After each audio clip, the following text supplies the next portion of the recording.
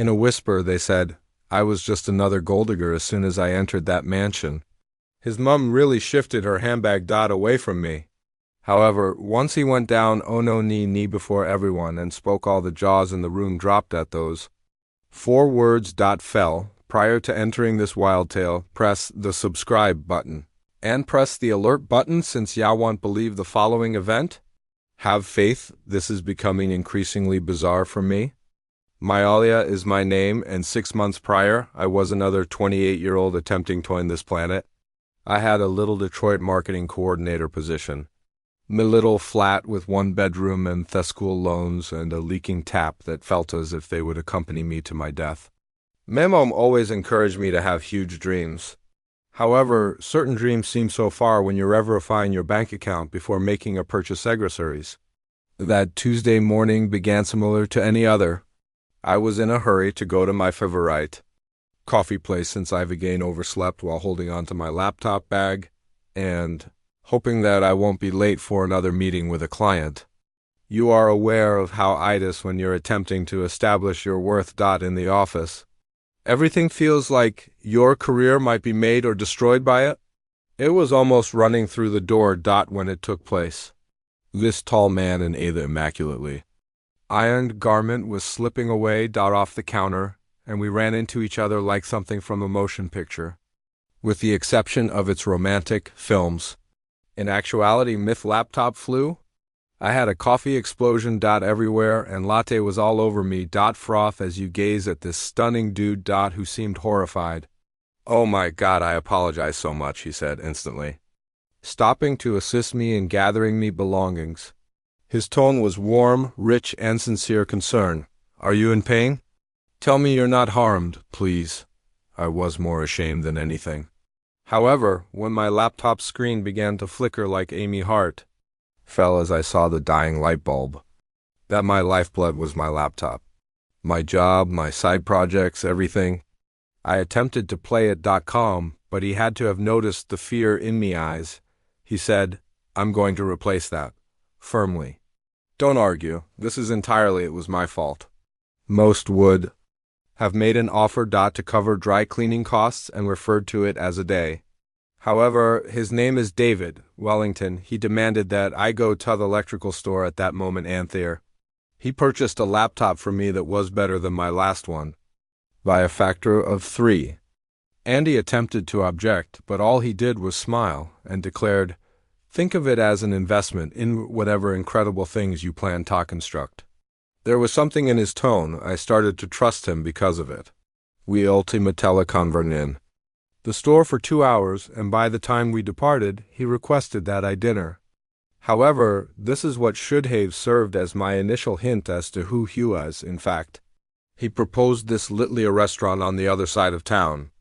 Not a fancy eatery, but a plastic-filled establishment, seats, and the most delicious pie you've ever had tasted.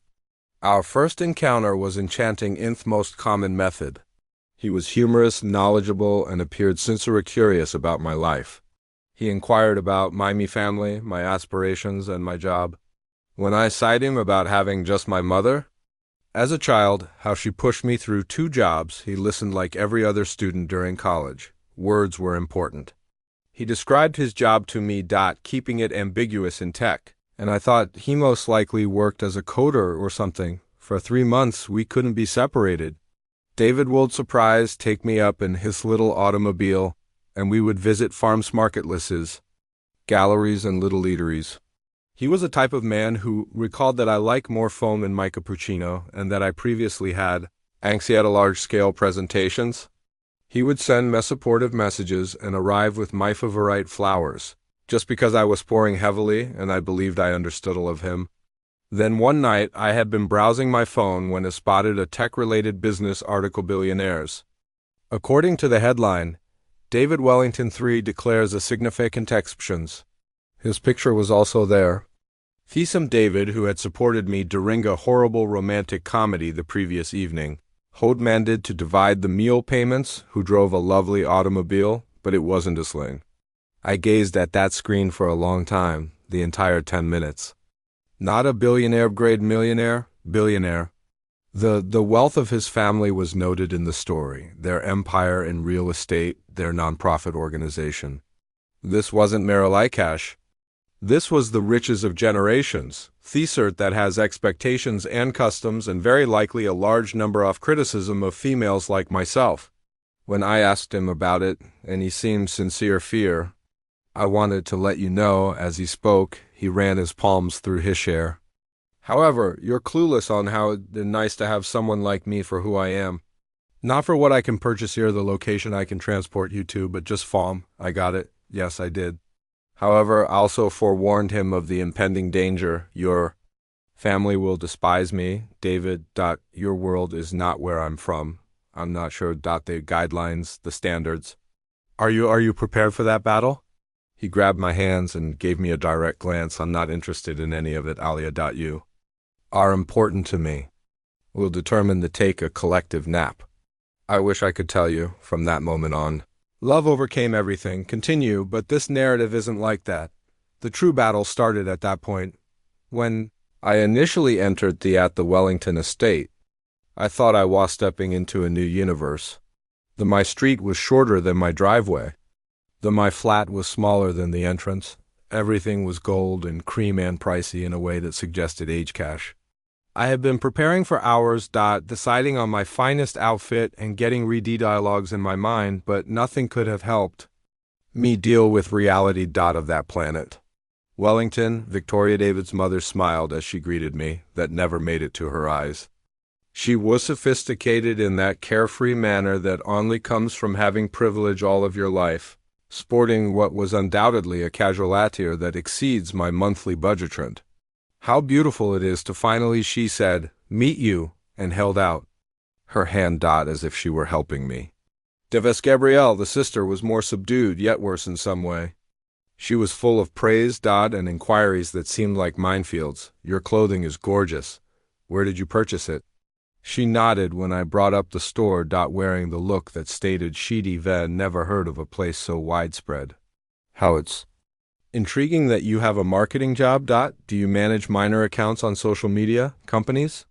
The meal served was a master lesson in making a person feel uncomfortable while keeping impeccable manners. They conversed about locations and individuals I had never heard of, I had never experienced or traveled to Fatme, have easily come from somewhere else. Planet.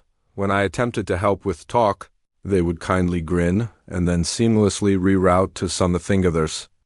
Observing David was the worst part. Having me there made him very pleased. Sound aware of the nuanced ways his family was leaving me out. When his mom inquired about my professional goals with that specific tone, he confidently jumped into discuss my advertising tactics. That disdain was not heard. He didn't observe his sister's sly smile when used the incorrect fork. That evening was just start. In the upcoming months, I was the target of a death campaign. Via 1,000 slashes. There was the incident at the country club where the hostess asked whether I was present for the employees. Getting together. The family company was one of them. Meal, where my invitation ended up lost in the mail. The casual marks concerning David's need for someone Nuho was aware of his obligations, his future, and his heritage. Victoria was the genius, but she knew how to do it well. She never made any direct statements. Offensive. Rather, she would create useful recommendations on my attire, hairstyle, my body language. She would tell tales about the past girlfriends of David who were so completed and from such an excellent families. She had volunteered to present me to anybody who could assist me in locating my position inside their world. The tipping point arrived at a function for charity. I had money saved up to purchase a clothing that I believed would be beneficial. I was accepted. Worked on my hair for hours and applied makeup and entered feeling more self-assured than I had been in months. However, in a matter of minutes, I heard Victoria disking with her buddy Davis present circumstances and how these stage spazzed most of the time. Of course, she's nice. Of course, Victoria's voice carrying that specific brand of brutality that is barely concealed by civility. However, David has obligations. He requires someone who not someone he has, but someone who can stand next to him to explain things to all the time. That I went home that evening and sobbed till I ceased to cry. David was someone I adored, Booty was. Worn out from attempting to demonstrate mischief to others who determined that I wasn't deserving even before they got to know me. I was wary of doubting everything you say, every move, and every ensemble. I was sluicing myself whilst attempting total change into a person people could like. Victoria gave me a call the next morning. She wanted to have coffee together, just the two of them among us. I ought to have recognized it as a trap, but I kind of hoped that perhaps she wanted to know me at last. She gave me money instead, not in a vulgar manner. Victoria was also sophisticated enough for that. She presented it ASA, proposal for a business. She had relationships. She claimed to be able to assist me launch my own advertising agency. Give it to me funds and the customers to construct something tangible. I just needed to take a step, leave David alone and allow him to find someone else better suited. I don't mean to do harm you, my love, she uttered in a quiet endrational. I'm attempting to assist you. Both, although you're a pretty girl, you're ready for this life. The pressure, the examination, the standards, it would ruin you. And it would also destroy David in the process. Additionally, I observed this woman who had money, influence, power, and everything. I became aware that she was presenting me with Alec to shatter my own heart. Mrs. I answered, Wellington, getting up from Theatable. Although I might not have been raised with cash, but I've got something you didn't seem to comprehend. I have a honesty, and I cherish your son, but they had sowed uncertainty. That evening, when David arrived, thrilled about some family gathering, I couldn't pretend to be excited. I informed him about everything, every little, each exclusion. Each nasty I informed him in a concern-veiled remark about his mother's proposal, and observed Hisfus experience bewilderment, rage, and that last, a sort of destruction I'd never observed previously.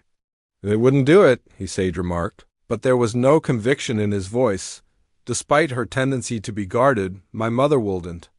David, you must make a decision, I said, my heart tearing at the words. I can't continue to fight this war by myself. Please let me know if you notice what's occurring and that you're prepared to confront them, and he pledged he would make them.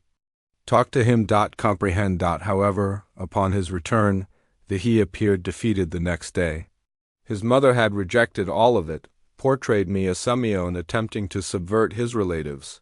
His sister had supported her, implying that perhaps I was being very sensitive, interpreting harmless remarks. She is deceiving. Victoria had informed him about you, and I acknowledged that she was correct, but not in the manner she intended. I created the most life-altering choice.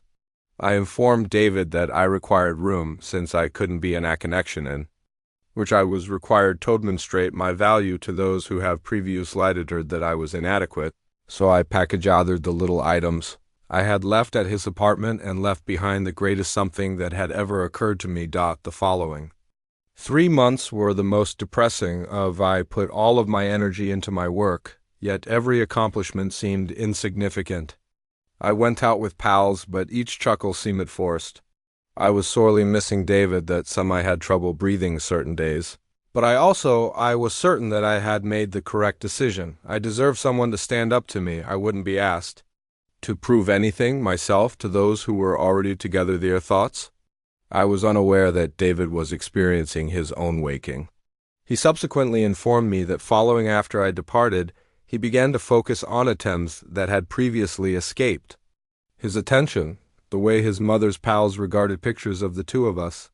He heard their marks that were always present, but things he had written off as trivial observance. He became aware that his acceptance from family has always been state-dependent, and he had been softening at ease in the cocoon that he had never challenged it. The last straw arrived when he heard his mother speaking on phone conversation with his aunt, honoring my departure and talking about possible substitutes. A member of the Peterson, she said, family. Good breeding, appropriate education, comprehends anticipations. At that point, David realized that I hadn't been overly sensitive or paranoid. Had been correct in every way, attempted to phone me, but I didn't pick up. I returned the flowers that he sent, arrived at my flat. Nevertheless, I refused to allow him in. I had had enough of one who needed to establish her worth. If he desired me to return, He would have demonstrated that a true change had occurred, the Wellington Foundation's Night of Gala's yearly charity. I was at home and eating ice cream, staying in my pajamas, and seeing awful reality television.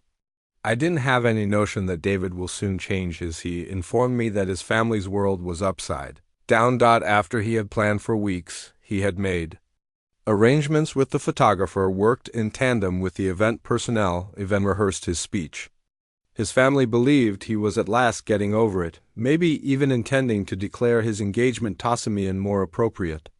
Rather, he took stage during the mealtime segment of evening, before 300 of the finest notable families in the city.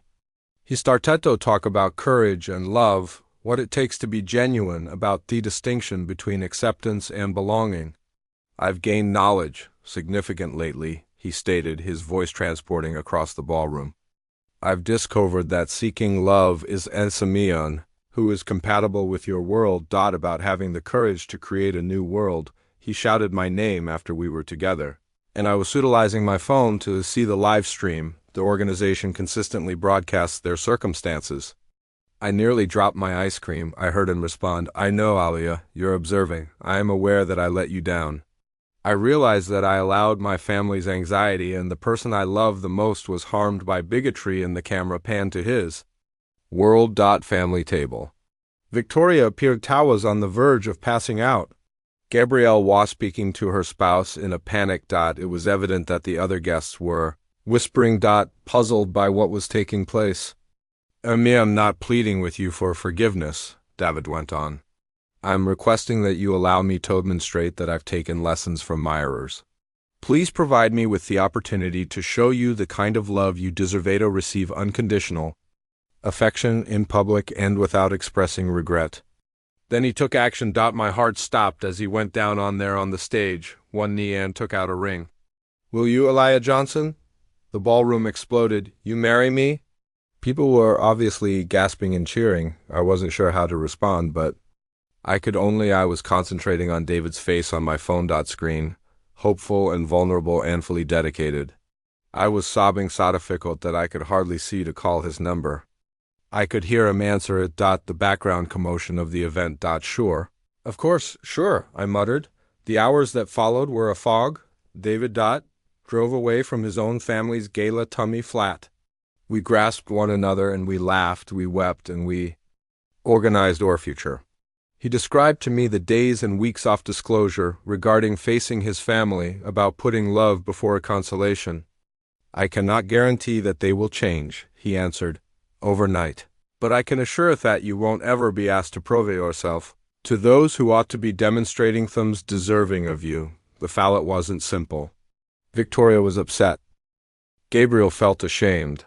And a few members of the family made it apparent that they thought David had violated some basic code, but there's something intriguing occurred as well. A few of the younger family relatives apologized for being quiet. Some of the older people acknowledged that they had always been uneasy with the family's exclusivity, but remained silent. Organizing our wedding turned into a bargaining. However, David was standing next to me while I negotiated alone for each choice, each discussion, each and every limit we establish. When Victoria came to ceremony that was more conventional, she was reminded by David that we were macking our own customs. Gabriel's offering to assist me in choosing a dress, David found that my decisions didn't require clearance from anybody. The day of I walked down the aisle during a wedding to Asamin, who had demonstrated his ability to mack repeatedly in the front of me. Victoria wiped her eyes with a handkerchief. It's unclear to me if those were tears of resignation or happiness, but I had discovered I didn't have to know. Wasn't getting married to his relatives, getting married to him. I pledged in my vows to him, not in spite of his wealth, but next to it. I'll assist him in using his benefits to encourage others. Never allow money to be an obstacle between the world and ourselves. We desired to jointly produce, and I vowed to never apologize once more for being who I was. David pledged in his vows to never urge me to be little again, to squeeze into areas that weren't big enough for me dreams. He pledged to be by my side, me in every setting, every discussion, every obstacle, and he pledged to create a life with me that respects both of us, where we were and where we came from going together. 8 months had passed ago. We are now negotiating. The challenges of connecting two very distinct universes, but we're making progress. Collectively, a few family members have turned into true pals, while some stare respectfully apart. Victoria and I have discovered a method of coexistence, based on respect for one another instead of her endorsement. The most significant lesson I took away: this sense of belonging permeates everything. DOES and single quotes T come from other sources. Individuals, it's something you assert for myself.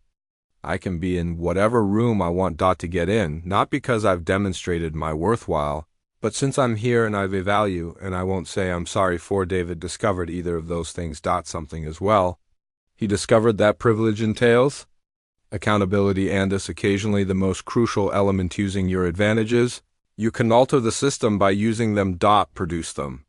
We intend to launch a foundation with an emphasis on education prospects for the first-generation students in college.